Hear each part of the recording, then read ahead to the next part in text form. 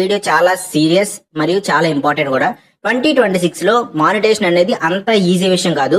ముందు watch hours, subscribers పూర్తి చేసేస్తే సరిపోయేది. ఇప్పుడు అది కాదు. ఇప్పుడు యూట్యూబ్ మీ ఛానల్ మొత్తం ఆడిట్ చేస్తుంది. మీ కంటెంట్ అథెంటిక్ గా ఉందా, మీ ఛానల్ ప్రాపర్ గా కస్టమైజేషన్ చేశారా, మీలో మీ ఛానల్లో ఒక ఎఫర్ట్ ఉన్న కంటెంట్ చేస్తున్నారా, రీయూజ్ చేస్తున్నారా, మిస్లీడింగ్ ఏమైనా చేస్తున్నారా, ఇంకేమైనా కంటెంట్ రీపర్పస్ చేస్తున్నారా, అన్ని చెక్ చేస్తుంది అనమాట. ఈ విషయాలన్నీ మీకు క్లియర్ గా అర్థం చేసుకోవాలి.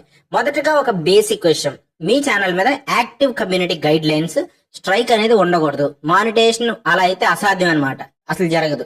కాపీరైట్ స్ట్రైక్ ఉన్నా పర్లేదు, కొన్ని సందర్భాల్లో మానిటేషన్ అవుతుంది. కానీ కమ్యూనిటీ గైడ్ లైన్ స్ట్రైక్ ఉంటే మాత్రం ముందు అది ఎక్స్పైర్ అయ్యే వరకు వెయిట్ చేయాలి. కాబట్టి కంటెంట్ పెట్టేటప్పుడు థంబ్నెయిల్, టైటిల్, వీడియోలో ఉండే మెటీరియల్ అంతా క్లియర్ గా చెక్ చేసుకోండి. కమ్యూనిటీ గైడ్ లైన్స్ లోకి వెళ్ళకూడదు.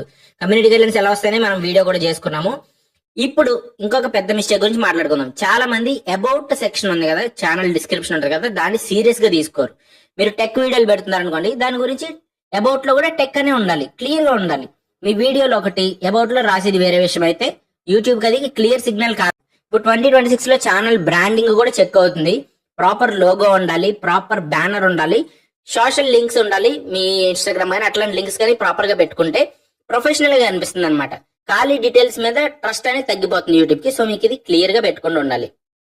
ఇప్పుడు ఎక్కువగా రిజెక్ట్ అవుతున్న విషయం ఏంటంటే రీయూజ్ కంటెంట్.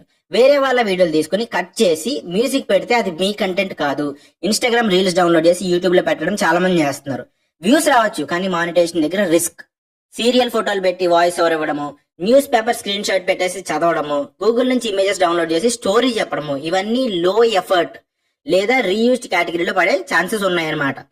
అండ్ ఏఐ గురించి కూడా ఒక క్లియర్ క్లారిటీ ఉండాలి మీకు. ఏఐ వాడకూడదు అనేది కాదు, కానీ పూర్తిగా AI video, AI voice, human effort లేకపోతే 2026 లో అది హై రిస్క్. మీరు ఏఐ ఇమేజెస్ వాడితే కనుక మీ వాయిస్ అనేది మినిమం ఉండాలి. ఏఐ వీడియో వాడితే మీ కామెంటరీ స్ట్రాంగ్ గా ఉండాలి, లేకపోతే అది ఆటో జనరేటెడ్ లేదా మాస్ జనరేటెడ్ కంటెంట్ కింద కనిపిస్తుంది. యూట్యూబ్ కి కావాల్సింది అథెంటిసిటీ. ఊరికే same type of AI videos చేసేసి same type of voice over ఇచ్చేసినా కూడా మాస్ ప్రొడ్యూస్డ్ కంటెంట్ అవుతుంది అనమాట.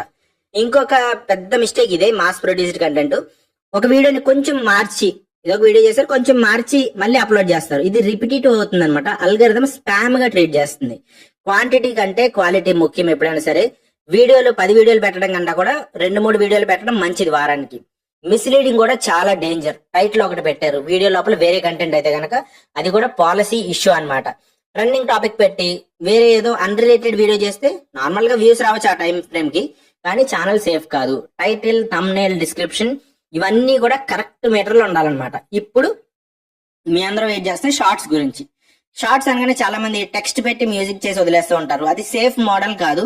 మీ ఫేస్ ఉండాలి, లేదా మీ వాయిస్ స్ట్రాంగ్ గా ఉండాలి, క్లియర్ గా ఉండాలి, ఏదో ఒక మెటీరియల్ ఉండాలి. దాని యూట్యూబ్ మ్యూజిక్ లైబ్రరీ నుంచి సాంగ్స్ వాడండి, అది మీకు కావాలనుకుంటే కనుక, లేదా షార్ట్స్ లైబ్రరీ నుంచి మీరు వాడుకోవచ్చు. ఇన్స్టాగ్రామ్ నుంచి వీడియోస్ డౌన్లోడ్ చేసి పెట్టకండి. షార్ట్ వీడియో 25 to 40 seconds మధ్యలో ఉండేలా చూసుకోండి. అట్లీస్ట్ కొన్ని మొదటి 3 seconds ఒక హుక్ పెట్టండి. క్యూరియాసిటీ ఇంక్రీజ్ చేయడానికి ట్రై చేయండి. ఇలా చేస్తే మీకు సేఫ్ గా ఉంటది అనమాట. లైవ్ స్ట్రీమ్ విషయంలో కూడా చాలా పెద్ద మిస్టేక్స్ జరుగుతున్నాయి. సైలెంట్ లైవ్స్, లేదా ఒక ఫోటో పెట్టి గంటల తరబడి లైవ్, మ్యూట్ లైవ్స్, ఇవి వ్యూస్ తెచ్చినా సరే మానిటేషన్ దగ్గర ఇష్యూ అవుతాయి. లైవ్ అంటే మీ ఫేస్ చూపించండి, లేదా మీ కంటెంట్ ఎక్స్ప్లెయిన్ చేయండి ఆడియో ద్వారా. టెక్ ఛానల్ అయితే స్క్రీన్ షేర్ చేసి వివరించండి. కుకింగ్ ఛానల్ అనుకోండి, కుకింగ్ చేస్తూ మాట్లాడండి.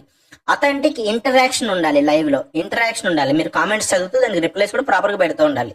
అండ్ ఇవన్నీ చేస్తూ కూడా మీరు రోజుకి ఎన్ని వీడియో పెట్టాలంటే క్వాలిటీ ముందు, ఫస్ట్ క్వాలిటీ అనేది గుర్తుపెట్టుకోవాలి. లాంగ్ వీడియోస్ 2 or 3 సరిపోతాయి వారానికి. షార్ట్స్ రోజుకి 1 లేదా రోజుకి 2 కూడా పెట్టుకోవచ్చు. ఒకేసారి అన్ని అప్లోడ్ చేయకండి. యూట్యూబ్ రోజుకి 3 నోటిఫికేషన్స్ మాత్రమే పంపిస్తుంది. సో వాటిని స్మార్ట్ గా ఉపయోగించుకోండి. సో మాక్సిమం 3 వీడియోస్ కన్నా ఎక్కువ పెట్టడం వల్ల మీకు అడ్వాంటేజ్ అయితే ఏముండదు. ఇప్పుడు మీకు ఒక 100 days ఛాలెంజ్ చెప్తాను. వచ్చే 100 days లో కన్సిస్టెంట్ గా వారానికి 3 ఒరిజినల్ లాంగ్ వీడియోలు, లేదా ఒక genuine live content related engagement ఉండాలి. ఎలాంటి రీయూజ్ ఉండకూడదు, లో ఎఫర్ట్ ఉండకూడదు, మిస్లీడింగ్ కంటెంట్ కూడా ఉండకూడదు. ఇలా చేస్తే 3 నుంచి 5 నెలల్లో 3 to 5 months లో మీకు మానిటేషన్ అవడం అనేది గ్యారంటీ అనమాట. చెప్పి కరెక్ట్ గా ఫాలో అయితే.